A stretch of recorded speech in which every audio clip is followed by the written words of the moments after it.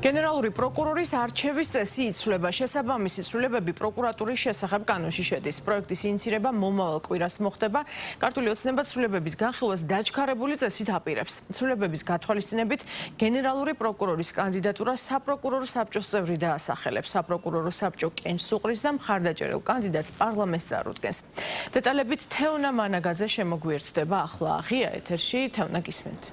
იცვლება არა მხოლოდ გენერალური პროკურორის არჩევის წესი, არამედ ვადებით. დღეს მოქმედი კანონით საპროკურორო საბჭო გენერალური პროკურორობის კანდიდატს შეარჩევდა კონსულტაციების საფუძველზე ერთი თვის ვადაში, თუმცა მომავალში ეს ვადა უკვე შემცირებული იქნება ერთ კვირამდე. სწორედ ერთკვირიანი პროცესის შემდეგ საპროკურორო საბჭო კანდიდატს წარუდგენს პარლამენტს. სანამ პარლამენტში გადმოინაცვლებს პროცესი, მანამდე გეტყვით იმის თაობაზე, როგორ იცვლება დღეს მოქმედი წესი. მომავალში საპროკურორო საბჭოს თითოეულ წევრს უფლებამოსილება ექნება ექსკლუზიურად თავად დაასახელოს გენერალური პროკურორობის ერთი კანდიდატი და ეს კანდიდატი წარუდგინოს საპროკურორო საბჭოს. საპროკურორო საბჭო კი თავის მხრივ კენჭისყრას ჩაატარებს, შერჩეულ უკვე უშუალოდ მხარდაჭერილ კანდიდატს შემდეგ პარლამენტს წარუდგენს.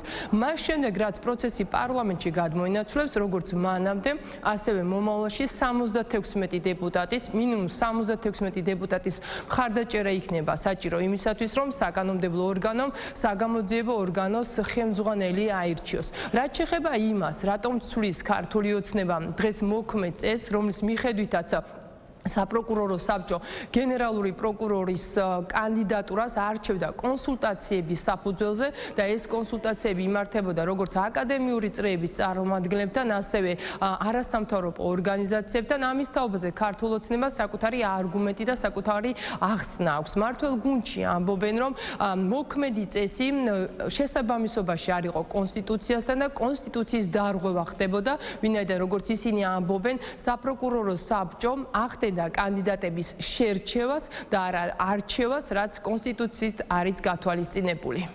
საქართველოს კონსტიტუციის მიხედვით გენერალურ პროკურორობის კანდიდატს წარადგენს საპროკურორო საბჭო და შემდეგ პარლამენტი ირჩევს.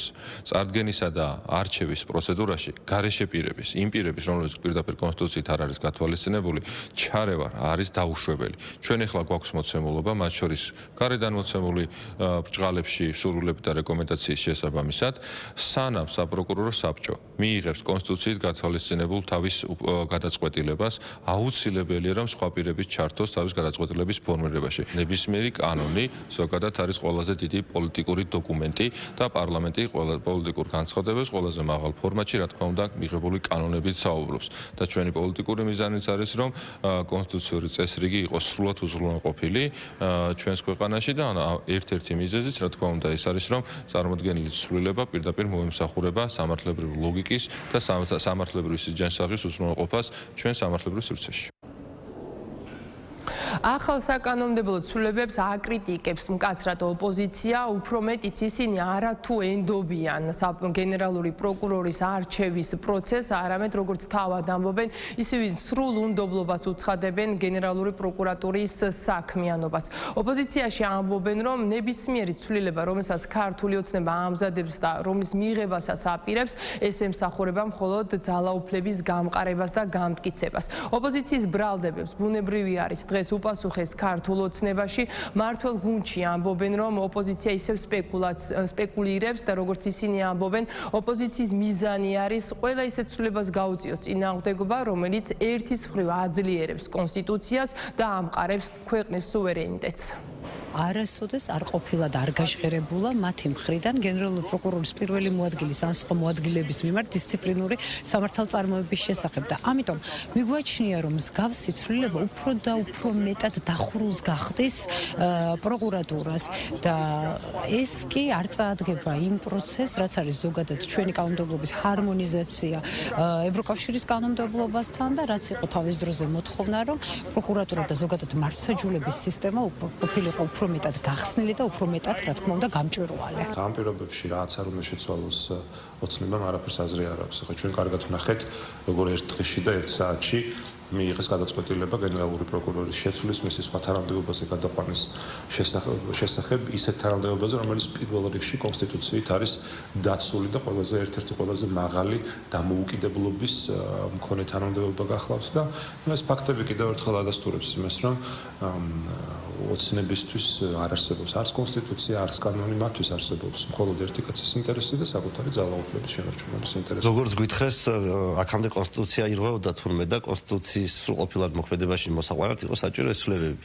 მე მაგალითად ასე არ მეგონა მაგალითად, რომ წინა პროკურორი კონსტიტუციის დარღვევით იყო არჩეული, მე კონსტიტუციის დარღვევით ვიყავი არჩეული საპროკურორო საბჭოს წევრი. არანაირი განსაკუთრებული შედეგი ამას არ მოყვება, არის უბრალოდ იმისთვის, რომ ქართულ ოცნებას გაუმარტივდეს უფრო საქმე.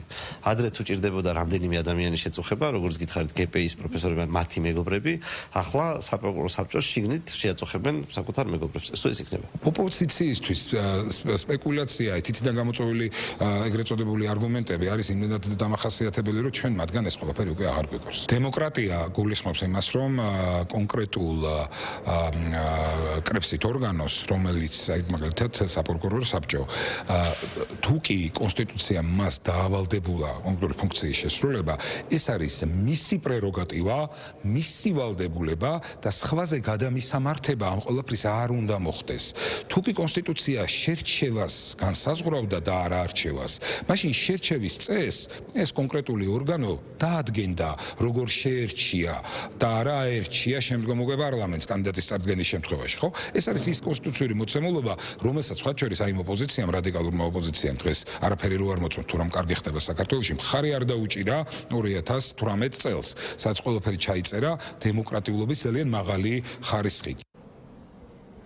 პარლამენტში ახალი ცვლილებების ინიცირება ორშაბათს ბიუროს ხდომაზე მოხდება და კვირის ბოლომდე დაჩქარებული წესით მოხდება ამ კანონპროექტის მიღება და დამტკიცება.